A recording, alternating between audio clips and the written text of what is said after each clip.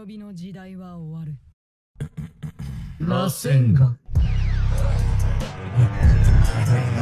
Finally, a secret has been revealed. Hidari does not have the passive ability to regenerate his wounds. He has to return to the shinju dimension to recover the wounds received during the fight.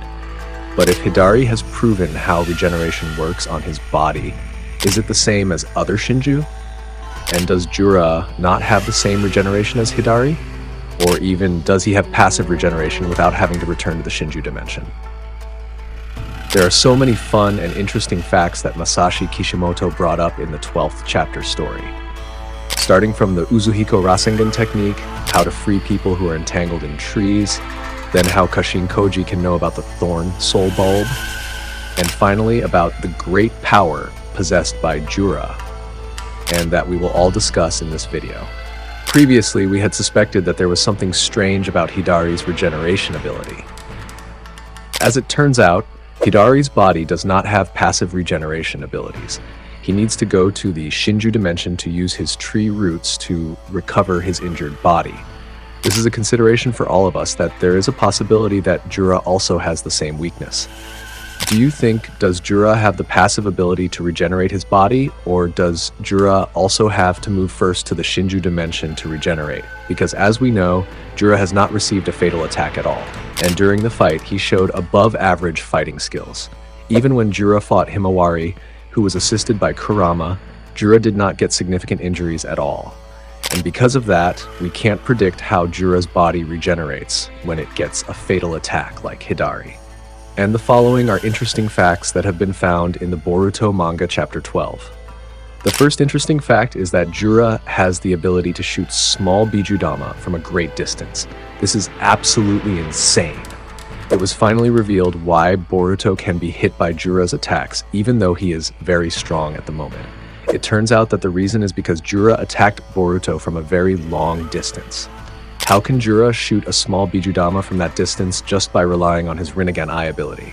Even though we know ourselves, the eye ability that can see at a distance is Byakugan. Jura doesn't seem to have Byakugan, but how can he shoot bijudama from a great distance? But this answer can be referenced from the 4th Shinobi battle. In the 4th Shinobi War, Madara and Obito managed to kill Inoichi and Shikaku using bijudama from a great distance. Why can Madara and Obito do something like this? No one knows the truth behind Madara and Obito being able to target the Shinobi Alliance's main headquarters. Surely this is indeed a special ability possessed by Shinju or Jubi. And from that, we might conclude that Shinju or Jubi can sense a chakra from a considerable distance. By sensing chakra, he can lock onto a target from a great distance. Then, if we compare it to that, does it make sense? So what do you think, guys?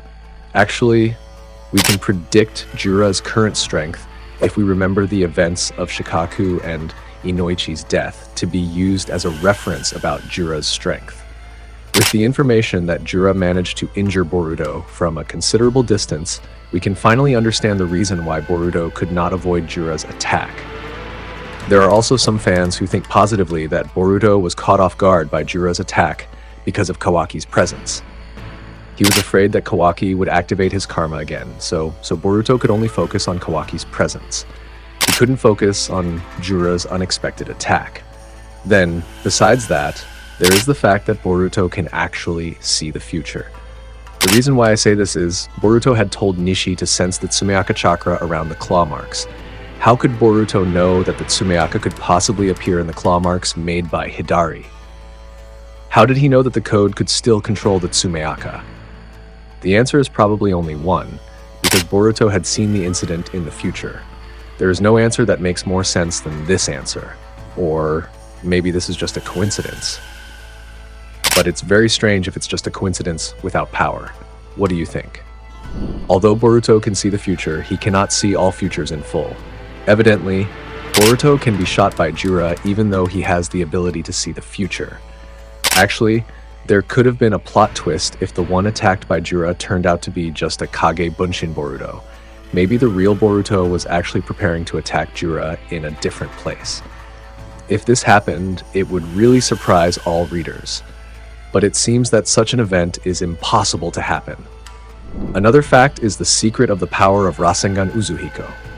It turns out that Rasengan Uzuhiko has a limitation in its use. Boruto can only use Rasengan Uzuhiko when his feet touch the ground. If Boruto is in the air, then he cannot collect planet Earth chakra using his feet.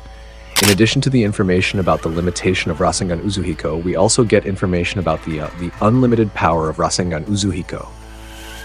However, this does not mean that the Rasengan has a limitation, but what is limited to Boruto's Rasengan Uzuhiko is the flexibility in its use, not the limitation of the power that can be released from Rasengan Uzuhiko. When it comes to power, Rasengan Uzuhiko has no limit.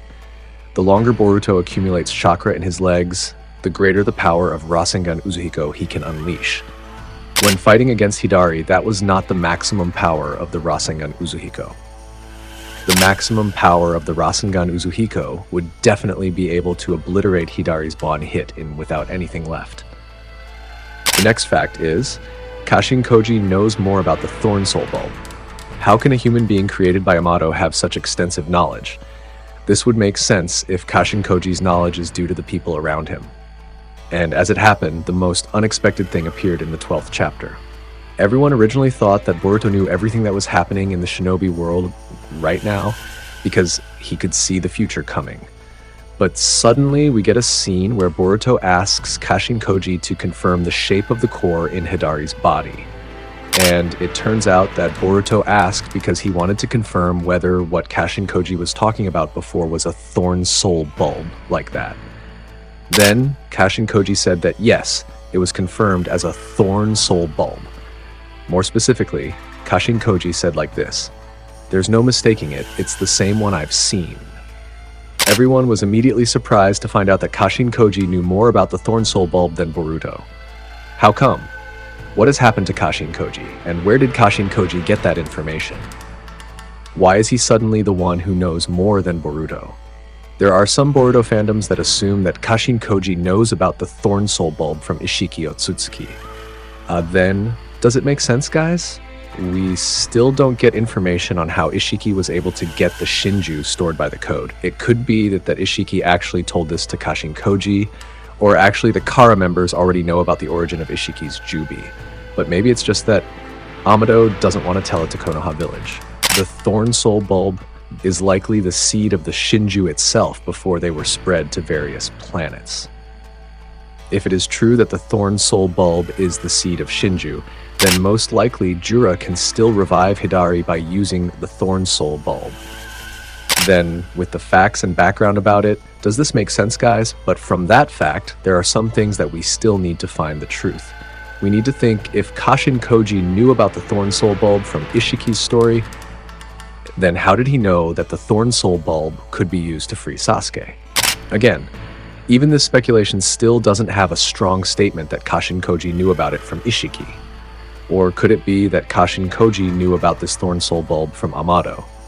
It could be that Amado had researched this Thorn Soul Bulb to create a clone. For example, like how Amado created Kashin Koji and Delta. About that as Boruto fans, I'm sure you must be thinking the same thing. And it seems those are some interesting facts that we have found in the 12th chapter of Boruto's story.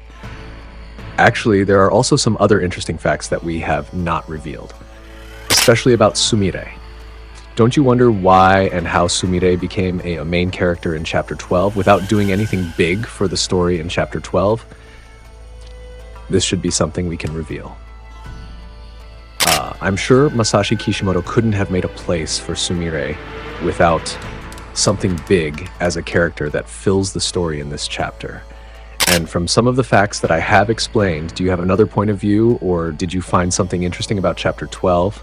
But if you have questions and others, write your opinions or questions, and don't forget to use the hashtag AskNim. If it's interesting, I'll discuss and explain it. I'm Nim. Like and subscribe. See you in the next episode. Bye-bye, guys.